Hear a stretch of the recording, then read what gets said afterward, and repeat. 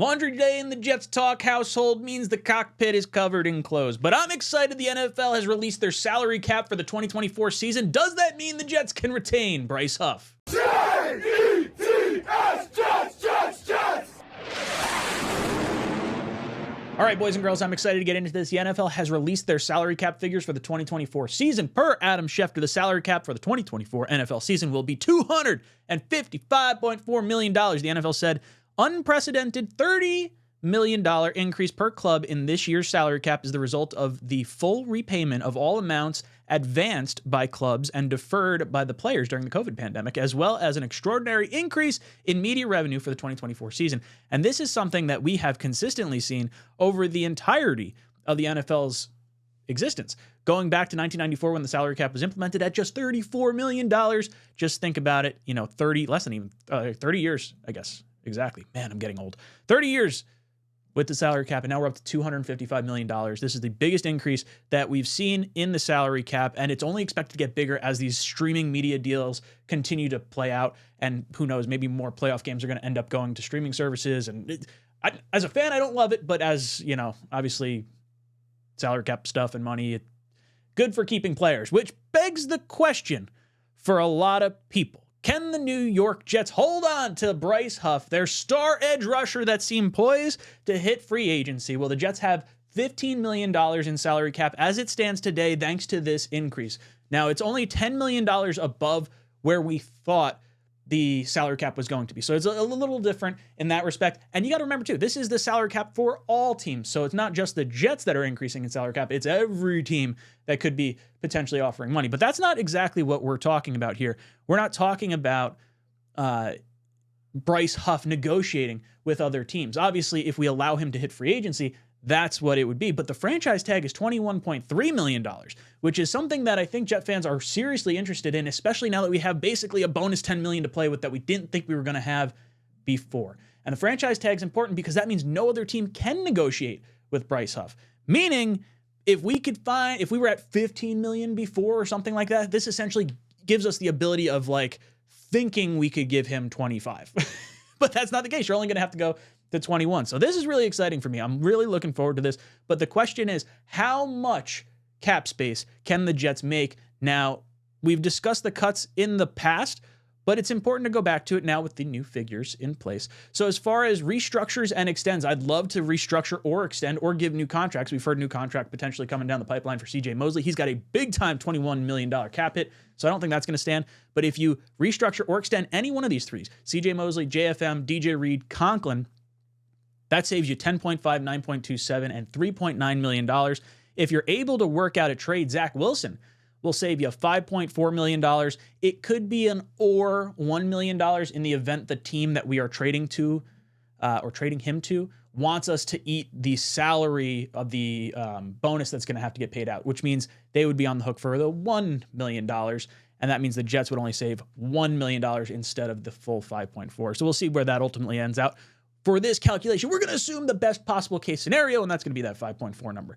Then as far as cuts and releases, you could cut Laken Tomlinson for an $8.1 million or $13 million cap hit if you designate him a post-June 1st cut. So we're going to designate him post-June 1st because there's no problem with that. And I also would like to carry Laken into the training camp portion just to know our offensive line is healthy. We don't know who we technically have on our line. If we draft a rookie to replace him, maybe we have a situation where he gets to be beaten out or takes a severe pay cut to potentially stay as depth or something along those lines. CJ Uzomah, cut him $5.3 million. And then Malik Taylor, Hayes, Hector, and Bawden culminate for about $4.2 million if you save all that, which brings the Jets' total salary cap after cuts to a cool $74.9 million. New York Jets, Joe Douglas, Woody Johnson, Robert Saleh. If you guys can't figure out a way to keep your best player, not your best player, one of your best players, a homegrown talent, an undrafted free agent on the franchise tag with this bonus $10 million money, you guys are doing something wrong. You're supposed to be able to keep your best players. And for me, this is an imperative thing that has to happen because if you allow Bryce Huff to walk, people are going to say, oh, well, I don't mind getting a comp pick for him. The comp pick only works out if you don't sign free agents in free agency. You think Joe Douglas and Robert Saleh in a hot seat year aren't going to go out and sign free agents? They're definitely going to. So if you go after a Mike Evans, if you go after top offensive lineman, Tyron Smith or something like that. It's going to wipe out or damn near wipe out the draft pick that you would get from Bryce Huff on a comp pick. But if you keep him on the franchise tag, yes, it's a premium for this season. I have no issue with that. We got plenty of money in future years. But as long as you keep him on the roster for this year, if he leaves next season, or if you want to potentially tag and trade him, if you think you can get a second round pick for him, whatever. Worst case scenario is he's literally on the team for 1 year on the franchise tag, assuming he still wants to hit free agency. Then next year you allow him to negotiate, and then if he walks away, he walks away. And the Jets are going to have so much more. They won't be able to go after as many free agents next year as they are going to be able to this year, seemingly, because you're going to push some cap over into 2025. That means if he leaves next year, you are going to get the comp pick. Granted, it'll be in 2026. But either way, I want Bryce Huff here for this potential Super Bowl playoff push that we're going to do. This guy is part of the problem, part of the solution, not part of the problem here. I don't care if Will McDonald has to wait an extra year for him to actually see the necessary amount of snaps. But heck, we're letting go of Carl Lawson, so just spread those snaps around equally. Just do that. Boys and girls, let me know your thoughts of the Bryce Huff stuff with the salary cap going up by $10 million more than we had anticipated. Are we able to keep Bryce Huff on either a long-term deal or the franchise tag? Let me know in the comment section down below. And as always, go Jets. If you guys are like me, you're probably sick of all the spam emails and annoying robocalls that you get to your phone. My life has basically become a walking, talking pop-up ad, and it is incredibly frustrating. These are all coming from data brokers, guys that buy your data. First name, last name, email address, home address, health records, relatives' names.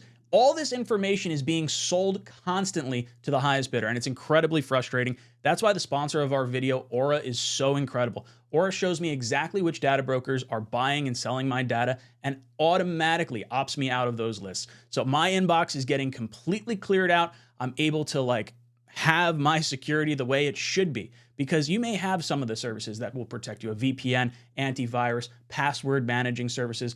You might have identity theft insurance. Literally all these things come packaged in one app with Aura.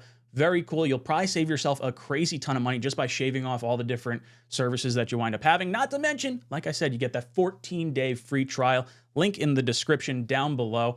100% think you guys should try it, because if you have some of these services, it's like locking your front door but still leaving the back door wide open. So I can't recommend it enough. It has made my life dramatically easier and less of a pop-up ad, as you can imagine. It is incredibly frustrating to have all this data going all over the place. So not only am I seeing less of the spam, but I know my information is being locked down and protected and monitored in a way that I can feel secure about it. So guys, I'm going to leave the description down below with the promo code and with the link to Aura. I highly suggest you at least give the 14-day free trial a run. Thank you so much for sponsoring the channel.